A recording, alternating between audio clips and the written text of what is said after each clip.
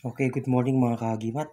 Ang ipipicture natin ngayon is yung mga kaharayo o yung tinatawag na pampaswerte sa pitaka or panghatak ng pera. Ito yung mga kahoy na kaharayo na tinatawag, imported 'tong mga 'to. Hindi ko alam kung meron sa Pilipinas ng ganito. Ito ay nilalagay sa wallet ng mga 'yan. Dapat meron silang kasamang pulang pera, gaya ng ₱50 o ₱20. At ang ₱50 or ₱20 na yun, 'wag mo dapat aalisin sa wallet.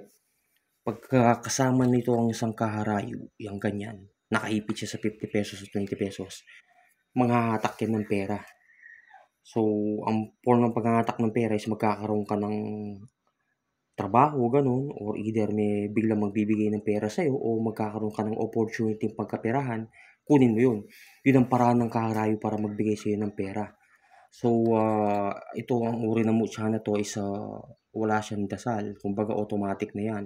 Pero ang pangbuhay niyan is binibigyan siya ng langis tuwing Martes o Biyernes. Ang uri ng langis is puwede yung olive oil or yung niyog na isang mata na gawa ng Biyernes Santo. So, magaling panghatak ng pera ang mga 'yan. So, pagka meron kang ganyan sa wallet, hindi ka basta-basta mauubusan, hindi masisiro ang wallet mo. Siyempre common sense na rin 'yun, hindi mo inaalis yung ₱50, ₱20, pero ang point ko ro'n is mangingitlog pa 'yan ng pera at maghahatak ng pagkakitaan. Makikita mo naman 'yun pagka meron kang hawak na ganyan, nakaharayo, eh. So, magkakalaman ng wallet mo ng pera, and then, makikita mo sa lifestyle mo 'yun na hindi ka talaga nauubusan. 'Yun ang maise-share ko, ito legit 'tong mga 'to.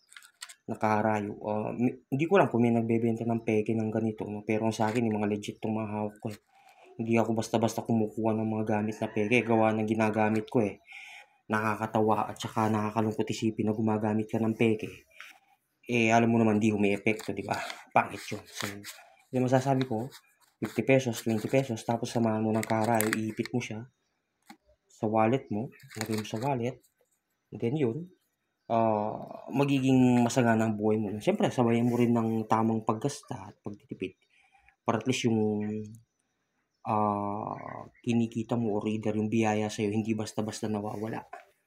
So, yun lang po maise-share ko, ito mga tested 'tong mga kaharayon 'to. Uri ng kahoy na nagbibigay ng swerte sa pitaka at nagmamagnet ng pera. Ayun lang po.